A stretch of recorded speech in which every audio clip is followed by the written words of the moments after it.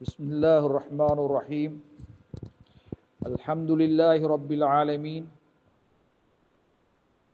والصلاة والسلام على رسول الله صلى الله عليه وعلى آله وصحبه وسلم تسليما كثيرا ما بعد.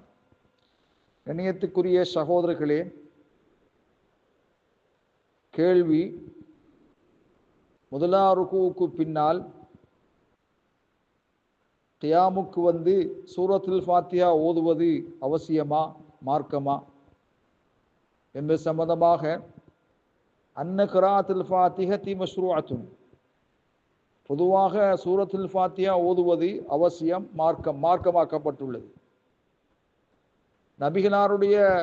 நபிகளாரை தொட்டும் சுன்னாவிலே வந்திருப்பதைப் போல நபிகளாருடைய தொழுகையை வர்ணிப்பவர்கள் லம் யகூல், அவர்கள் கூறவில்லை, இன்னஹு கான யக்ரஅு சூரத்துல் ஃபாத்திஹா பஅத ரஃபீ மின் ருக்குல் அவ்வல், முதலாவது ருக்குவிலிருந்து உயர்ந்ததற்கு பிறகு நபி அலைஹிஸ்ஸலாத்து வஸ்ஸலாம் அவர்கள் சூரத்துல் ஃபாத்திஹா ஓதாதவராக இருக்கவில்லை என்று அவர்கள் சொல்லவில்லை.